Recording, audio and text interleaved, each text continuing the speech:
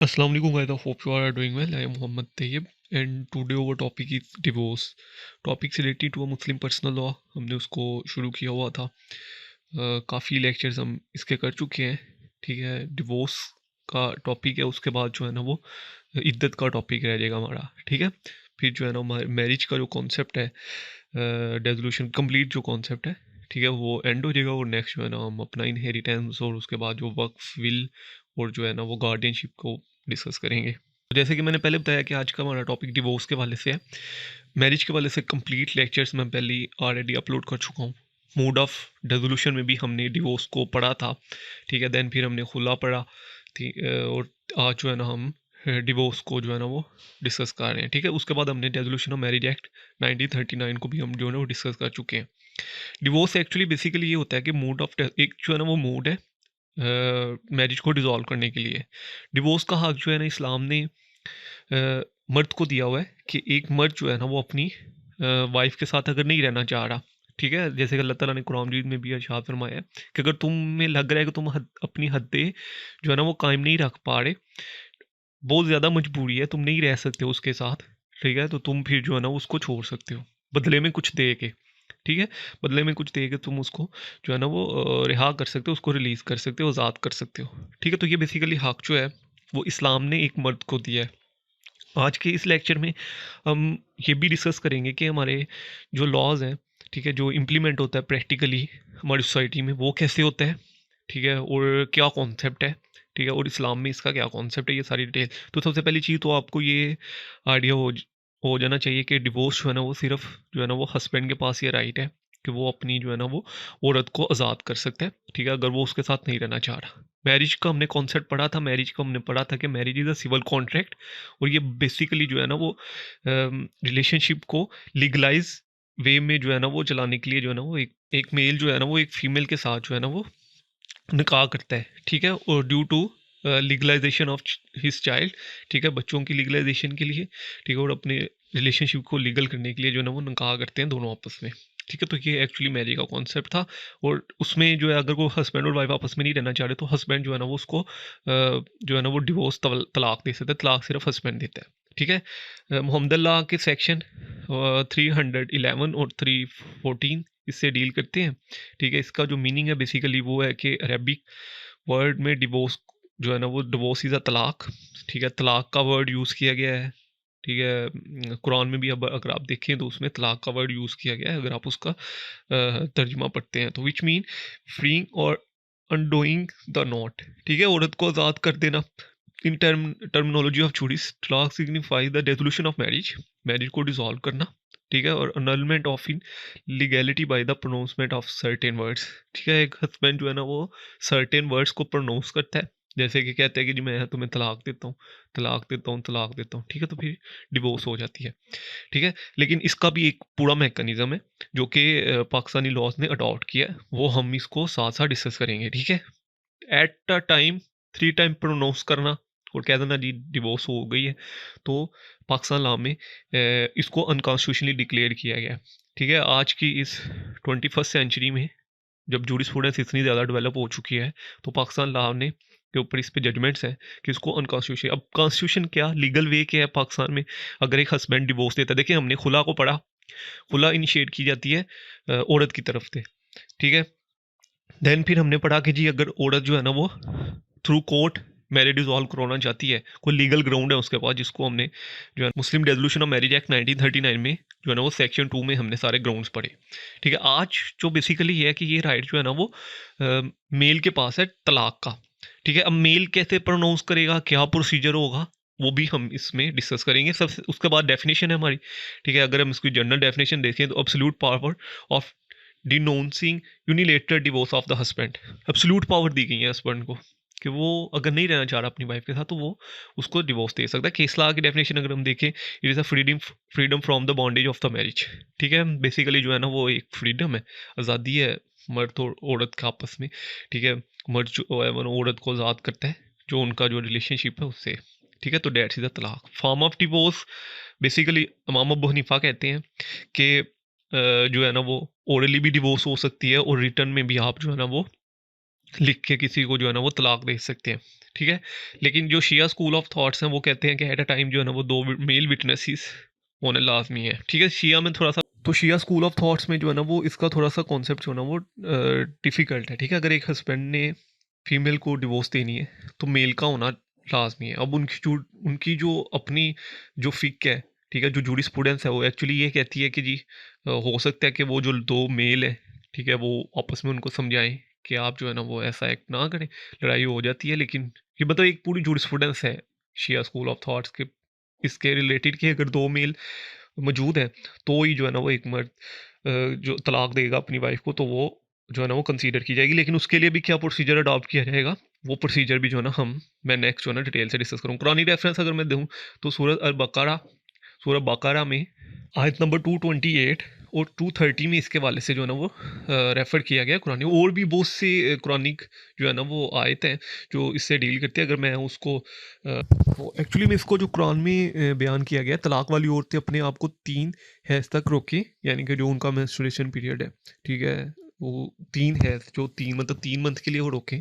उन्हें हलाल नहीं है कि अल्लाह ने उनके रहम में जो पैदा किया हो उसे छुपाएं। अगर उन्हें अल्लाह ताला पर और क़यामत के दिन पर ईमान हो तो उनके खावंद इस मुद्दत में उन्हें लुटा लेने के पूरे हकदार हैं। फॉर एग्जांपल अगर एक मर्द ने किसी को जो है ना वो तलाक दी है, ठीक है, और उस औरत के पास 3 मंथ का टाइम पीरियड होता है, ठीक है, वो अपनी इद्दत का टाइम पीरियड पूरा करती है। लेकिन अगर उन 3 मंथ में हस्बैंड चाह रहा है कि मेरी जो बीवी है वो मेरे पास वापस आ जाए, ठीक है, तो वो फिर जो है ना वो उसको अपने पास जो है ना वो वापस बुला सकते हैं उन 3 मंथ में, ठीक है, अकॉर्डिंग टू दिस आयात। इस आयात के मुताबिक जो है ना इसमें प्रोसीजर क्या होता है वो मैं नेक्स्ट थोड़ा सा डिस्कस करूंगा। लेकिन आपने बस इतना समझना है कि 3 मंथ में अगर एक हस्बैंड जो है वो ये चाह रहा है, ठीक है, उसने 3 तलाकें प्रोनाउंस नहीं की, 2 की हैं, ठीक है, तीसरी उसने प्रोनाउंस नहीं की, ठीक है, तो वो ये चाह रहा है कि मेरी जो वाइफ है वो मेरे पास वापस आ जाए, ठीक है, अकल आ गई है उसको, वो कह रहा है कि मैं रिलेशनशिप को ख़त्म नहीं करना चाह रहा, तो वो उसको वापस बुला सकता है अकॉर्डिंग टू दिस आयत।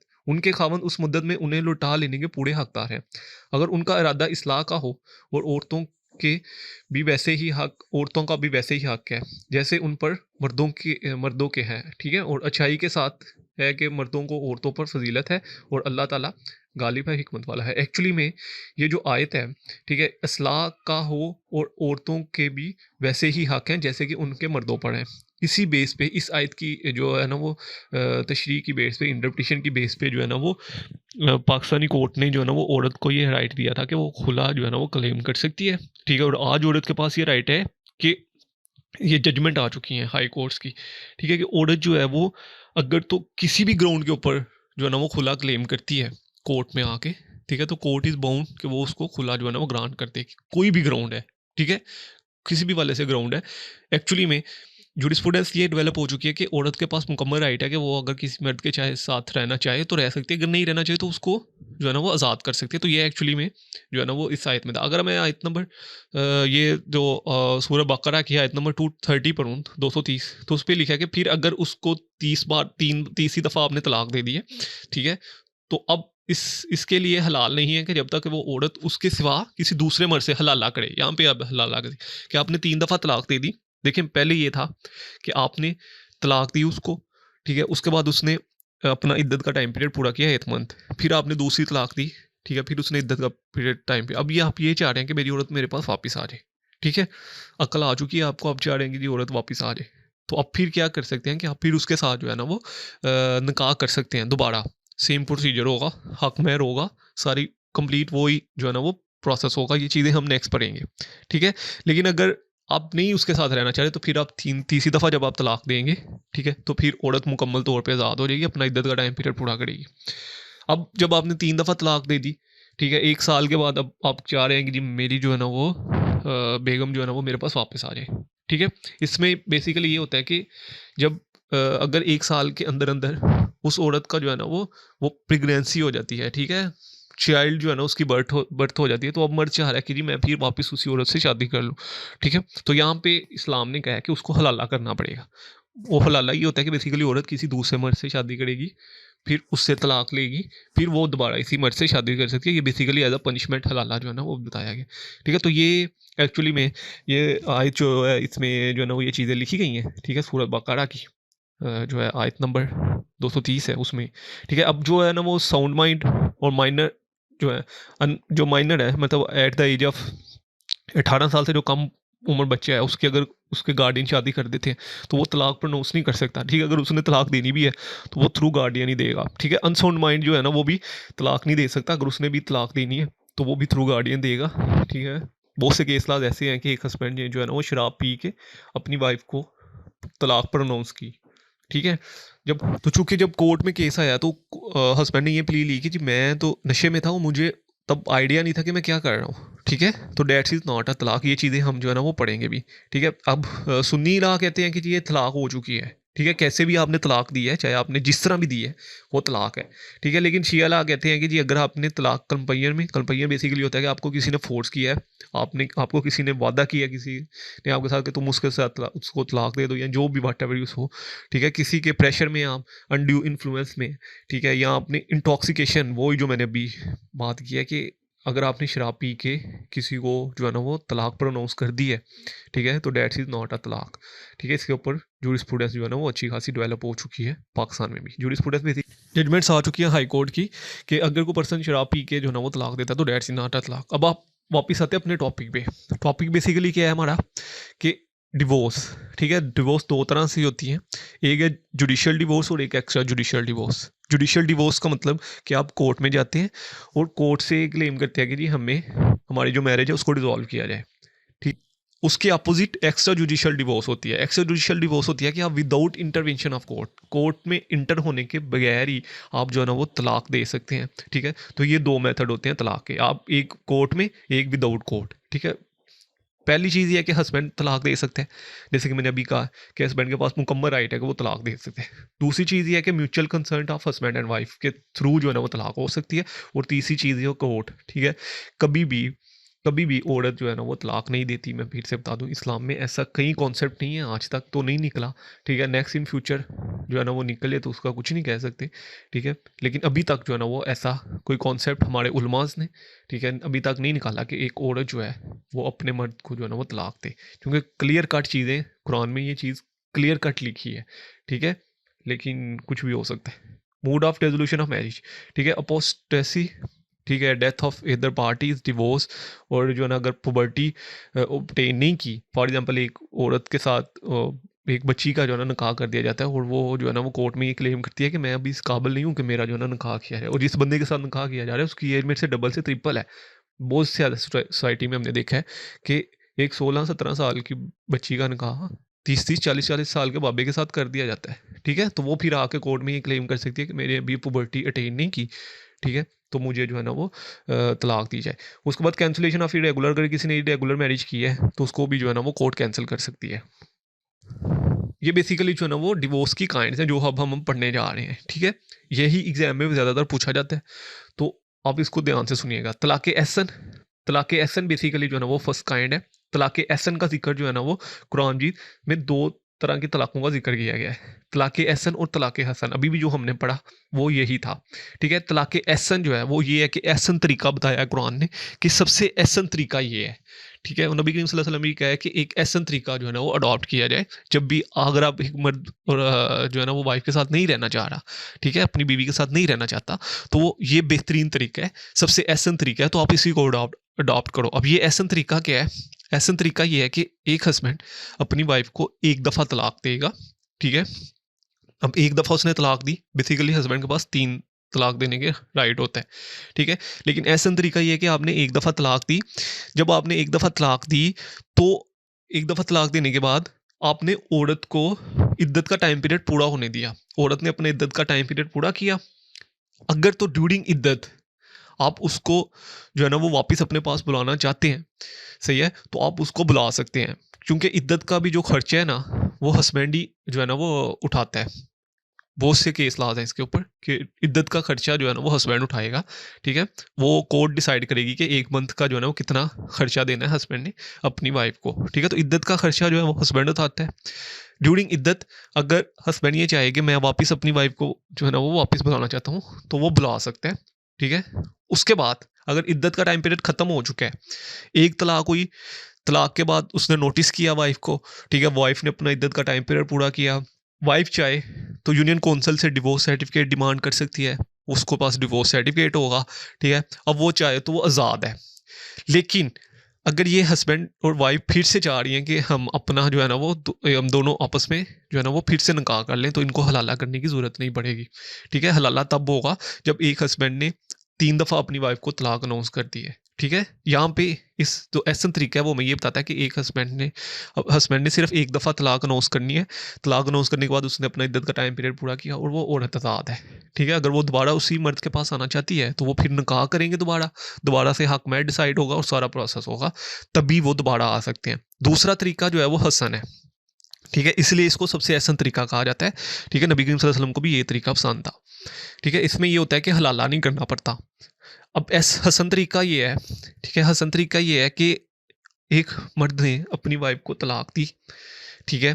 तलाक देने के बाद उसने अपनी वाइफ को अपने घर में ही पनाह दी, ठीक है, ताकि वो अपनी इद्दत का पूरा टाइम पीरियड पूरा करे।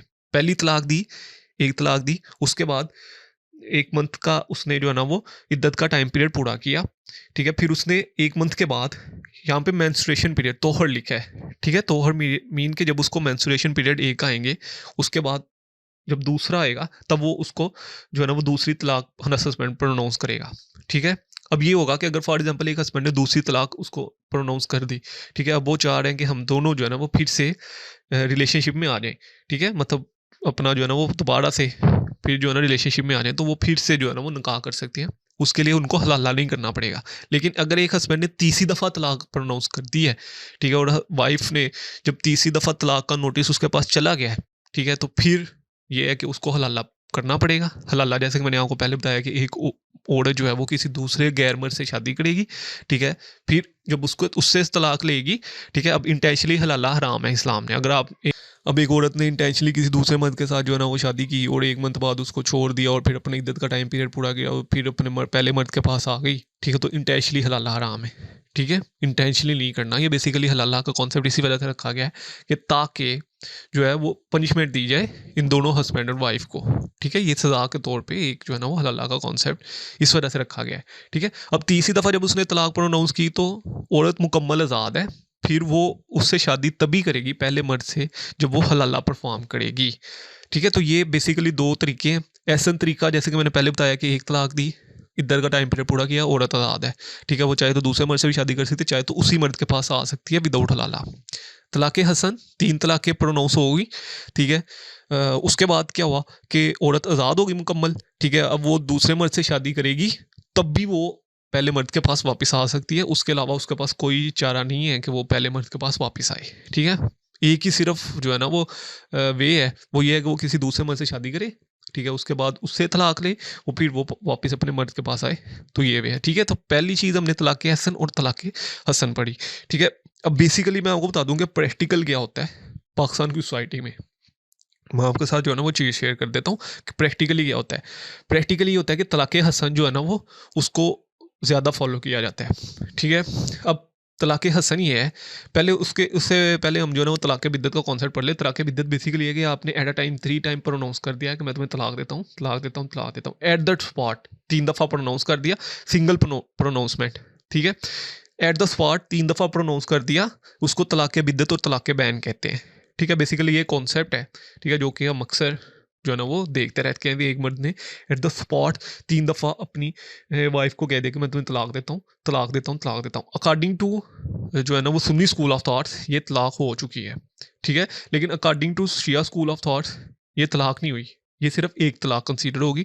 इसके ऊपर जो पाकिस्तानी लॉज है, ठीक है, जो इसको बेसिकली अनकॉन्स्टिट्यूशनली डिक्लेयर कर दिया गया था एक जजमेंट में, ठीक है, पाकिस्तान जजमेंट में इसको कहा गया था कि तलाक़े बिद्दत और तलाक़े बैन जो है ना ये अनकॉन्स्टिट्यूशनल है, against the provision of Islam है। इस्लाम में जो है ना वो ऐसा कॉन्सेप्ट हमें कहीं कुरान में नहीं मिलता। कुरान में जो कॉन्सेप्ट मिला है वो मैंने आपके साथ रेफरेंस शेयर किए हैं, आप बेसिकली खुद भी 225 से लेके और 235 तक ऑनवर्ड जो है ना वो आप ये 10 आयतें खुद भी पढ़ सकते हैं। उसमें आपको ऐसा कॉन्सेप्ट मिलेगा कि एक हस्बैंड जो है ना वो 3 दफ़ा एट द स्पॉट जो है ना वो तलाक प्रोनाउंस करते, ठीक है। अब पाकिस्तानी लॉज क्या कहते हैं, जो प्रैक्टिकल भी होता है और पाकिस्तानी लॉज भी कहते हैं। प्रैक्टिकल ये है कि अगर एक हस्बैंड ने अपनी वाइफ को तलाक देनी है, ठीक है, तो वो क्या करेगा कि वो एक जो है ना वो स्टाम्प पेपर लेगा, उसके ऊपर जो है ना वो डेजोल्यूशन ऑफ मैरिज डीड तैयार करेगा, उसमें लिखेगा कि जी मेरी वाइफ जो है ना वो उसके जो भी रीज़न है मैं उसके साथ नहीं रह सकता, ठीक है, या वो उसका बर्ताव मेरे साथ ठीक नहीं है, ठीक है, या वो मेरे घर वालों के साथ उसका बर्ताव ठीक नहीं है, या उसके दूसरे मर्दों के साथ ताल्लुकात है, तो ये ग्राउंड भी मर्द जो है ना वो यूज़ करते हैं, तो अब मैं इसके साथ नहीं रह सकता। अब वो एक डीड तैयार करेगा, ठीक है, स्टाम्प पेपर पे। स्टाम्प पेपर एक्चुअली में 100 वाला स्टाम्प पेपर होता है, उसके ऊपर जो है ना वो सारी चीज़ें लिखी जाती हैं। लिखने के बाद उसको यूनियन काउंसिल में सबमिट करवाया जाता है, ठीक है। यूनियन काउंसिल में जब सबमिट करवाया जाता है तो फिर उसका मर्द जो है ना वो एक नोटिस अपनी वाइफ को भी भेजता है, जो उसकी वाइफ जो है ना वो थी, ठीक है। अब वो नोटिस जो है ना वो अपनी वाइफ को भेजेगा जिधर उसका वाइफ का गार्ड है, ठीक है। फॉर एग्जाम्पल एक मर्द लाहौर में रहता है, उसकी बेगम जो है ना वो मुल्तान की है, ठीक है, तो वो मुल्तान नोटिस भेजेगा अपनी वाइफ को कि मैं तुम्हें तलाक दे रहा हूँ। ये पहला नोटिस होगा, यानी कि ये पहली एक तलाक होगी, ठीक है। जब वो नोटिस चला जाएगा उसके बाद क्या करेंगे कि जो यूनियन काउंसिल जो है, क्योंकि यूनियन काउंसिल में उसने नोटिस सेंड करना होता है कि जी मैं अपनी वाइफ को तलाक दे रहा हूँ, यूनियन काउंसिल एक आर्बिट्रेशन काउंसिल तश्कील देगी, ठीक है। आर्बिट्रेशन काउंसिल बेसिकली उन मर्द और बीवी को जो है ना वो नोटिस सेंड करेगी कि आपने इस दिन जो है ना वो इस जगह पे आना है, ठीक है। अब ये है कि यहाँ तो मर्द और बीवी खुद ही भी जा सकते हैं, या वो अपने किसी गार्डियन को भी भेज सकते हैं, ठीक है। अब फॉर एग्जांपल के हस्बैंड और वाइफ खुद ही चले गए, ठीक है, और वहाँ पे आर्बिट्रेशन काउंसिल जो है ना उनको उनकी कॉन्सिलेशन करेगी कि आपने जो एक्ट परफॉर्म किया, अब जो भी आपका इशू है वो आप बैठ के रिजॉल्व करें और आप तलाक की तरफ ना जाएं, ठीक है। लेकिन अगर वो नहीं मानते, ठीक है, तो फिर जो है ना वो एक जो है ना नोटिस एक्सेप्ट किया जाएगा, ठीक है। उसके बाद जो है ना वो 1 मंथ के बाद मर्द जो है ना वो दूसरा नोटिस सेंड करेगा, ठीक है। और उसके बाद तीसरा नोटिस जो है ना वो फिर उससे नेक्स्ट मंथ सेंड करेगा। तो ये बेसिकली प्रोसेस, उसके बाद जो है ना वो मैरिज डिजॉल्व हो जाएगी, ठीक है। औरत अपना इद्दत का टाइम पीरियड पूरा करेगी और देन फिर जो है ना वो मुकम्मल आज़ाद है, ठीक है। तो ये अब जब ये 3 नोटिस उसने सेंड किए, 3 नोटिस सेंड करने के बाद औरत जो है ना वो मुकम्मल आज़ाद हो जाती है। मैं फिर से बता दूं कि जब उस एक मर्द ने औरत को तलाक देनी होती है तो वो पहला नोटिस सेंड करता है, ठीक है, फिर 1 मंथ का वेट करेगा, फिर दूसरा नोटिस सेंड करेगा, फिर 1 मंथ का वेट करेगा, फिर तीसरा नोटिस सेंड करेगा, और उसके बाद जो है ना वो औरत का चूंकि औरत का इद्दत का टाइम पीरियड पूरा हो चुका होगा, ठीक है, 3 मंथ का, ठीक है। पहला नोटिस सेंड किया, औरत इद्दत का टाइम 1 मंथ हो गया, दूसरा नोटिस सेंड किया, दूसरा मंथ, तीसरा जब नोटिस सेंड किया तो तब औरत की जो है ना वो तलाक हो चुकी होगी, ठीक है। वो 1 मंथ का इद्दत का टाइम पीरियड पूरा करेगी, ठीक है, 3 मंथ टोटल इद्दत का टाइम पीरियड पूरा हो गया, और देन फिर वो आज़ाद हो जाएगी, ठीक है। फिर वो जो है ना वो डिवोर्स सर्टिफिकेट यूनियन काउंसिल से क्लेम करेगी, यूनियन काउंसिल उसको डिवोर्स सर्टिफिकेट इशू कर देंगे और वो मुकम्मल तौर पर आज़ाद हो जाएगी, ठीक है। तो ये एक्चुअली में अडॉप्ट किया जाता है हमारी सोसाइटी में, ठीक है। ये सारा प्रोसेस था। अब ये है कि तलाक़ बिद्दत और तलाक़ बैन, जैसे कि मैंने पहले कहा है कि इसको अनकॉन्स्टिट्यूशनली डिक्लेयर कर दिया गया। अब ये प्रोसेस अडॉप्ट होता है अगर किसी हस्बैंड ने अपनी वाइफ को डिवोर्स देनी भी होती है, ठीक है, तो वो उसको नोटिस सेंड करता है। अगर नोटिस नहीं सेंड करता तो उसको फ़ाइन किया जाता है, ठीक है, और अच्छा खासा उसको फ़ाइन किया जाता है। ये चीज़ें हम जो है ना वो नेक्स्ट जो अपकमिंग टॉपिक्स में डिस्कस करेंगे भी। अब ये 3 मेथड हमने पढ़ लिए। चौथा मेथड ये है कि इला। इला बेसिकली जो है ना वो ये मेथड था, काफ़ी पुराना है, ठीक है, लेकिन अभी भी मैंने बहुत सी अपनी सोसाइटी में जो है ना वो ये चीज़ देखी है, ठीक है। एक्चुअली ये होता था कि लोग पहले जो है ना वो वाइफ को आज़ाद कर देते होते थे, ये कह कि मैं अल्लाह की कसम खाता हूँ कि मैं तुम्हारे पास नहीं आऊँगा। अल्लाह का कॉन्सेप्ट ये है कि एक मर्द जो है वो अल्लाह की कसम खाता है कि मैं कसम खाता हूँ अल्लाह की कि मैं तुम्हें हाथ नहीं लगाऊंगा, ठीक है, अब तुम मेरे लिए जो है ना वो कुछ नहीं हो, ठीक है। तो ये ज़माना जहलियत में ऐसे काम किए जाते थे, और मर्द फिर औरत को आज़ाद कर देता था, और मर्द औरत जो है ना वो पूरी ज़िंदगी ऐसे ही जो है ना वो रहती थी, ठीक है, उसी हस्बैंड के सहारे, ठीक है। लेकिन ना वो हस्बैंड उसको छोड़ता था ना तलाक देता था। लेकिन फिर जैसे इस्लाम आया तो इस्लाम ने इस चीज़ को सख्ती से मना फरमाया, और इस्लाम ने कहा कि अगर तो एक हस्बैंड ऐसा करता भी है, ठीक है, फॉर एग्जाम्पल वो कहता है कि मैं अल्लाह की कसम खाता हूँ कि मैं तुम्हारे पास नहीं आऊँगा, ठीक है, तुम्हें हाथ नहीं लगाऊंगा। अब वो उसने कसम खा ली है, तो कसम खाने के जब 4 मंथ के अंदर अंदर वो वाकई उसके पास नहीं आता, ठीक है, उससे रुजू नहीं करता, उसको हाथ नहीं लगाता, ठीक है, तो फिर औरत के पास ये राइट है कि वो अपनी मैरिज को डिसॉल्व करवा सकती है, ठीक है। हनफी स्कूल ऑफ थॉट्स कहते हैं कि without any legal process adopt किए औरत की जो है ना वो मैरिज डिसॉल्व है, ठीक है, और औरत जो है ना वो आज़ाद कंसीडर की जाती है। लेकिन शिया स्कूल ऑफ थॉट्स कहते हैं कि आपने लीगल प्रोसेस फिर भी अडॉप्ट करना होता है, आपने एक लीगल वे अडॉप्ट करना होता है, जो लीगल वे बताया गया है, ठीक है। तो अगर ऐसा आज के ज़माने में भी होता है, फॉर एग्जांपल को मर्द जो है ना वो अल्लाह की कसम खा के अपनी बीवी को कहता है कि मैं तुम्हारे पास नहीं आऊँगा, ठीक है। तो अब ये है कि जब 4 मंथ के अंदर अंदर वो मर्द नहीं वापस आता, ठीक है, तो औरत के पास ये राइट है कि वो जाके कोर्ट में ये क्लेम करे कि इसने अल्लाह की कसम खाई है, ठीक है। तो अब इस्लामिक तौर पे मैं आज़ाद हूँ, तो मुझे जो है ना वो एक जो है ना वो डिवोर्स का सर्टिफिकेट जो है ना वो इशू किया जाए, ठीक है, और मैं जो है ना फिर अपना इद्दत का टाइम पीरियड पूरा करूँ और फिर जो है ना मैं मुकम्मल तौर पे आज़ाद हूँ। लेकिन अगर मर्द वापस आ जाता है, ठीक है, 4 मंथ के अंदर अंदर मर्द वापस आ जाता है, तो फिर क्या होगा? फिर ये होगा कि मर्द को कफ़ारा अदा करना पड़ेगा इस कसम के बदले में, क्योंकि उसने अपनी कसम तोड़ी, ठीक है। तो कसम के बदले में जो भी कफ़ारा है वो उसको अदा करना पड़ेगा। विदाउट कफ़ारा जो है वो उसकी जान नहीं छूटेगी। उसके बाद बिहार ये होता है कि एक मर्द जो है ना वो अपनी वाइफ को कहता है कि तुम मेरी माँ के बराबर हो या तुम मेरी बहन के बराबर हो, या कोई ऐसी औरत का नाम लेता है जो कि प्रोहिबिटेड डिग्री में फॉल करती है। प्रोहिबिटेड डिग्री से मुराद ये है कि ऐसी औरत जिसके साथ एक मर्द निकाह नहीं कर सकता, ठीक है। मर्द अपनी खाला के साथ निकाह नहीं कर सकता, पप्पो के साथ निकाह नहीं कर सकता, ठीक है, बहन के साथ नहीं निकाह कर सकता, बेटी के साथ निकाह नहीं कर सकता, माँ के साथ निकाह नहीं कर सकता, ठीक है। तो इन ये लोग प्रोहिबिटेड डिग्री में आते हैं, ठीक है। तो अगर मर्द अपनी वाइफ को किसी ऐसी औरत के साथ कंपेयर करते हैं जो कि प्रोहिबिटेड डिग्री में आती है, ठीक है, और इसके साथ कंपेयर करने के बाद वो मर्द 4 मंथ तक उस औरत के पास नहीं जाता, ठीक है, कि उसने डिक्लेयर कर दिया। ये भी चीज़ें ज़माना जहलियत में होती थी, ठीक है। फिर इस्लाम जब आया तो उसने औरत को इसके वाले से भी राइट दिया, ठीक है। अगर कोई मर्द ऐसा करता है, मर्द क्या करते थे कि वो ऐसे कहने के बाद औरत को छोड़ देते थे, ठीक है, ना उसके पास जाते थे ना कोई और चीज़, ठीक है। तो तब जब इस्लाम आया तो इस्लाम ने उसको राइट दिया कि अगर कोई मर्द ऐसा करता है तो 4 मंथ के अंदर अंदर वो तुम्हारे पास नहीं वापस आता, ठीक है। अगर तो वो वापस आ जाता है तो फिर उसको कफ़ारा अदा करना पड़ेगा, ठीक है। कफ़ारा यही होता है कि 60 मसाकिनों को जो है ना वो खाना खिलाना है आपने, ठीक है, ये सारा कफ़ारा होता है। तो अगर वो नहीं अदा करता कफ़ारा, ठीक है, तो फिर वो उसको कफ़ारा तो कंपल्सरी है, ठीक है। अगर वो वापस आ जाता है, ठीक है, तो वो फिर उस कफ़ारा अदा करेगा, ठीक है। लेकिन अगर वो वापस नहीं आता, ठीक है, तो फिर जो है ना वो 4 मंथ के बाद जो है ना वो तुम सेम यही प्रोसेस अडॉप्ट करोगी। हनफी स्कूल ऑफ थॉट्स कहते हैं कि औरत आज़ाद है, और शिया स्कूल ऑफ थॉट्स के लीगल प्रोसेस जो है ना वो अडॉप्ट करना पड़ेगा।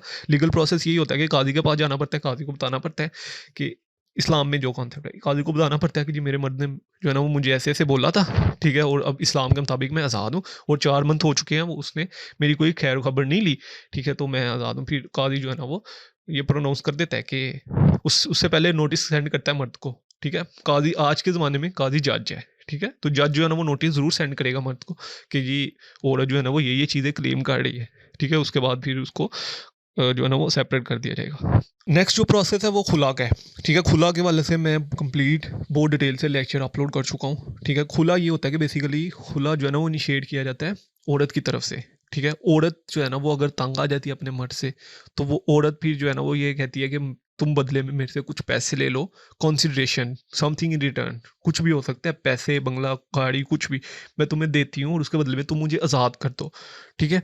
अब ये होता है कि मर्द जो है वो या तो अपनी भी कुछ शराइत रखता है कि मुझे सिर्फ जो है ना वो गाड़ी बंगला नहीं चाहिए, मुझे और भी तुम्हारी ज़मीन नहीं है, ये सब चाहिए, ठीक है। उसके ऊपर जब एग्री करती है औरत, ठीक है, तो उसके बाद फिर जो है ना वो मर्द उसको आज़ाद कर देता है, ठीक है। खुला में बेसिकली होता है कि खुला सिर्फ जो है ना वो औरत इनिशिएटिव लेती है, ठीक है, इनिशिएट करती है कि मैं जो है ना वो तुमसे सेपरेट होना चाहती हूँ। यहाँ पे औरत जो है ना वो इनिशिएट कर रही है सिर्फ, ठीक है। एक ही कॉन्सेप्ट होता है जो है ना वो जिसमें औरत जो है ना वो पहल करती है, और वो खुला का ही है। औरत पहल करती है कि जी मैं तुम्हारे साथ नहीं रहना चाहती, तो तुम बदले में पैसे ले लो, ज़मीन ले लो, मेरी गाड़ी बंगला जो भी है वो ले लो, ठीक है, और मुझे आज़ाद कर दो, ठीक है। तो फिर ये होता है कि जो है ना वो मर्द अगर उस पर एग्री करता है तो मर्द जो है ना वो उसको आज़ाद कर देता है। अदरवाइज़ ये कोर्ट में भी क्लेम कर सकती है कि जी मेरा मर्द जो है ना वो निशई है, मुझे मारता है, पीटता है, मेरा जो है ना वो खर्चा नहीं उठा रहा, ठीक है, 2 साल हो चुके हैं, मेरा खर्चा नहीं उठा रहा ये, ठीक है, तो मैं अब इससे आज़ादी चाहती हूँ। तो फिर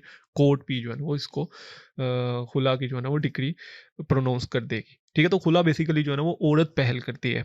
मुबड़त बेसिकली ये होता है कि मुबड़त में म्यूचुअली जो है ना वो आपस में एग्री किया जाता है हस्बैंड और वाइफ की तरफ से, ठीक है। हस्बैंड भी कहता है जी मैं तुम्हारे साथ नहीं रहना चाह रहा, वाइफ भी कहती है कि जी मैं भी 3 महीने से यही कह रही हूँ कि मैं तुम्हारे साथ नहीं रहना, ठीक है। तो फिर दोनों जो है ना वो सेपरेट हो जाते हैं, ठीक है। ये इसमें म्यूचुअली जो है ना वो कंसल्टेशन होती है। खुला में बेसिकली ये प्रैक्टिस होती है कि जब एक औरत खुला क्लेम करती है ना तो उसको अपना हक महर वेव ऑफ करना पड़ता है। वेव ऑफ मतलब छोड़ना पड़ता है, ठीक है।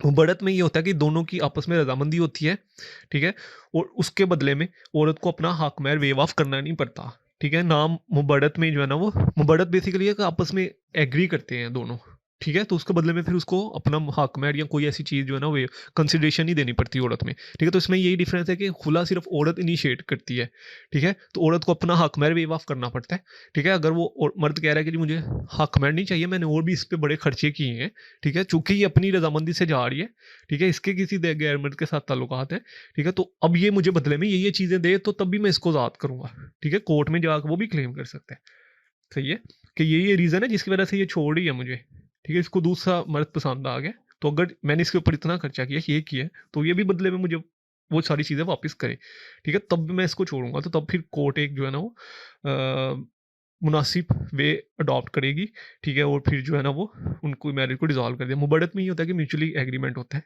ठीक है, इसमें जो है ना वो वाइफ को अपना हक में छोड़ना नहीं पड़ता। उसके बाद एक कॉन्सेप्ट होता है लियान का, ठीक है।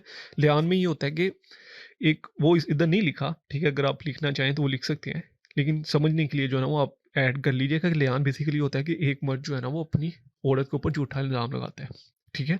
वो हमने पिछले लेक्चर में भी पढ़ा है। झूठा इल्ज़ाम ये लगाता है कि मेरी औरत ने ज़ना किया किसी गैर मर्द के साथ, ठीक है। अब वो उसको क्या होता है कि काजी के सामने पेश किया जाता है, मर्द और औरत दोनों को।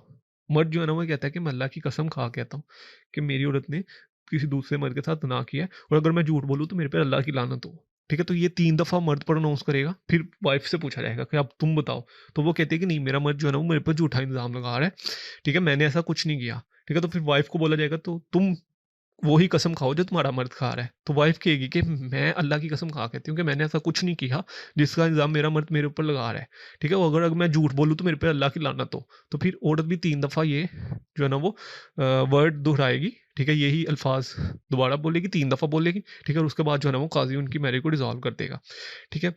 एक और वे भी होता है जिसमें जो है ना वो मैरिज डिसॉल्व हो सकती है। वो वे ये होता है कि एक हस्बैंड, इसके ऊपर केस लॉ भी मैंने लिखा है, एक हस्बैंड अपनी पावर डेलीगेट कर देता है। डेलीगेशन ऑफ पावर का कॉन्सेप्ट आपने पढ़ा ही होगा कि एक हस्बैंड ए है, वो हस्बैंड है और बी के साथ उसकी शादी हो चुकी है, ठीक है। ए ने अपनी पावर डेलीगेट कर दी अपनी वाइफ को कि तुम मेरे बिहाफ पे खुद को आज़ाद कर सकती हो, ठीक है। तो यहाँ पे डेलीगेशन ऑफ पावर हो गई है ना, हस्बैंड की पावर वाइफ के पास भी है। तो वाइफ जब चाहे, ठीक है, वो खुद को अपने रिलेशनशिप से आज़ाद कर सकती है। अब वो पावर जो है ना वो कंडीशनल भी हो सकती है और अनकंडीशनल भी हो सकती है, ठीक है। तो यही इस केस लॉ में हेल्ड किया गया था, delegation of right of divorce can be conditional और अनकंडीशनल। यानी कि एक हस्बैंड अपनी वाइफ को पावर डेलीगेट कर सकता है। कंडीशन ये है कि हस्बैंड का जो है ना वो करेक्टर इतना ठीक नहीं है, ठीक है। तो वाइफ उसको कहती है कि मैं तुम्हारे साथ एक ही तो लड़की उसको कहती है कि मैं तुम्हारे साथ एक ही शर्त में शादी करूंगा, अगर तुम्हारे कल को ताल्लुकात किसी और औरत के साथ हुए तो मैं फिर जो है तुम मुझे पावर डेलीगेट करो कि मैं तुम्हें तलाक दे दूं, ठीक है, मैं तुमसे सेपरेट हो जाऊं, और अगर तुम्हारा रवैया नहीं ठीक हुआ तो मैं तुमसे सेपरेट हो सकती हूँ, ठीक है। तो फिर ये एक कंडीशन जो है ना वो रखी जाती है। वो मर्द कहता है कि ठीक है, अगर मेरे कल को किसी और औरत के साथ ताल्लुकात हुए, ठीक है, तो तुम मेरे बिहाफ पे खुद को तलाक दे देना, ठीक है। तो कंडीशन भी हो सकती है। कंडीशन अब ये देखिए, जैसे हमें इस सिनेरियो में कंडीशन रखती, ठीक है। कुछ में ये होता है कि एब्सोल्यूट पावर डेलीगेट कर दी जाती है, एब्सोल्यूट ही। मर्द कहता है कि कुछ भी हो जाए, अगर तू मेरे साथ नहीं रहना चाहती तो तू कल खुद नू तलाक दे सकनी है, ठीक है। तो ये भी चीज़ें होती हैं। ये बेसिकली एक और मेथड भी है, ठीक है। वो ये है कि मुस्लिम जो है ना वो resolution of Muslim marriage act 1939, वो प्रीवियस थी, हमने रिसेंटली ही वो वीडियो जो है ना वो अपलोड की थी और हमने पढ़ी थी, ठीक है, जिसमें हमने ग्राउंड्स पढ़े थे कि इन ग्राउंड्स पे जो है ना वो औरत क्लेम कर सकती है। तो ये कंप्लीट प्रोसेस है जिससे जो है ना वो एक मैरिज को डिसॉल्व किया जा सकता है और एक डिवोर्स जो है ना वो हो सकती है, ठीक है। इसके लीगल कॉन्सिक्वेंसेज क्या होंगे कि सेक्सुअल इंटरकोर्स अनलॉफुल होगा, इद्दत का टाइम पीरियड पूरा करना पड़ेगा, ठीक है। री मैरिज के लिए जो है ना वो हलाला परफॉर्म करना पड़ेगा, ठीक है। अगर तो 3 दफ़ा प्रोनाउंस हुआ है, ठीक है। अगर तो एक दफ़ा तलाक़ एहसन का तरीका अडॉप्ट किया गया है तो फिर जो है ना वो हलाला परफॉर्म नहीं करना पड़ेगा, ठीक है। डोवर को जो है ना इमीडिएटली पे करना पड़ेगा, ठीक है। जो मैरिज का कॉन्ट्रैक्ट है वो ख़त्म हो जाता है, ठीक है, और इनहेरिटेंस जो है ना वो भी ख़त्म हो जाती है, ठीक है। तो ये बेसिकली खुला जब एक औरत क्लेम करती है तो वो एक डिवोर्स के कंसीडर समझा जाता है, ठीक है। वो जो तलाक़ एहसन में हमने तरीका पढ़ा था, फॉर एग्जाम्पल एक औरत खुला लेने आई कोर्ट में, ठीक है, तो उसने खुला कोर्ट ने ग्रांट कर दी तो वो एक तलाक कंसीडर होगी, ठीक है। 2 अभी भी बाकी हैं, ठीक है। तो 2 अगर वो खुला के बाद 1-1.5 साल के बाद औरत दोबारा से मर्द से शादी करना चाहे तो वो विदाउट हलाला दोबारा से शादी कर सकती है, ठीक है। तो ये भी याद रखिएगा। उसके बाद एट एन कंक्लूजन जो है ना वो आप लिखेंगे। एक चीज़ याद रखिएगा कि खुला जब एक औरत क्लेम करती है, उसके बाद औरत प्रेगनेंसी की हालत में चली जाती है, प्रेग्नेंट हो जाती है, 1 मंथ के बाद पता चलता है जी औरत प्रेग्नेंट है, ठीक है? तो जब तक उसका प्रेगनेंसी टाइम पीरियड ख़त्म नहीं ना होगा, उस प्रेगनेंसी टाइम पीरियड ख़त्म होने के बाद वो अपना इद्दत का टाइम पीरियड पूरा करेगी, ठीक है? इद्दत का टाइम पीरियड जो है ना वो रुक जाता है, जब तक वो प्रेग्नेंट है। और अकॉर्डिंग टू पाकिस्तानी लॉज, एक जो बच्चा है वो तलाक के 2 साल के अंदर अंदर अगर पैदा होता है, ठीक है, तो वो लीगल है उसी मर्द के जिससे उसने तलाक ली है, ठीक है? फॉर एग्जांपल ए ने बी को तलाक दी, तलाक गुजरने के 2 साल के अंदर अंदर एक जो है ना वो बच्चे की पैदाइश हुई, ठीक है? तो वो अब यही कंसीडर किया जाएगा कि वो ए का बच्चा है, ठीक है? ये पाकिस्तानी लॉज कहते हैं, आर्टिकल 128 ऑफ द QSO, ठीक है? तो ये चीज़ें आपने देख लेनी है। और अगर प्रेगनेंसी की हालत में है, औरत हालत में है, ठीक है, और जो है ना वो इद्दत का टाइम पीरियड चल रहा है, ठीक है, तो वो औरत जो है ना वो खर्चा, सारा कंप्लीट खर्चा जो है ना वो क्लेम कर सकती है उस मर्द से ड्यूरिंग प्रेगनेंसी, ठीक है? क्योंकि बच्चा तो उसी का ही है, मर्द का ही है, ठीक है? तो उसका जो है ना वो खर्चा क्लेम कर सकती है, और अपनी प्रेगनेंसी का भी खर्चा जो है ना वो सारा क्लेम कर सकती है, ठीक है? तो ये एक्चुअली आज का हमारा टॉपिक था। कंक्लूजन एट द एंड आपने खुद लिख लेना, अच्छा सा बना लीजिएगा कि जुडिशल और एक्स्ट्रा जुडिशल 2 वे हैं, और इंडियन वे से जो है ना वो मैरिज डिसॉल्व की जाती है, और डिवोर्स का राइट जो है ना वो हस्बैंड के पास ही है, ठीक है? और हस्बैंड जो जब चाहे वो औरत को डिवोर्स दे सकते हैं, ठीक है? इसके वाले से कोई भी क्वेश्चन हो कमेंट से पूछ सकते हैं। इंशाल्लाह जल्द में नेक्स्ट वीडियो में, तो दुआ में रखिएगा। अल्लाह हाफिज़।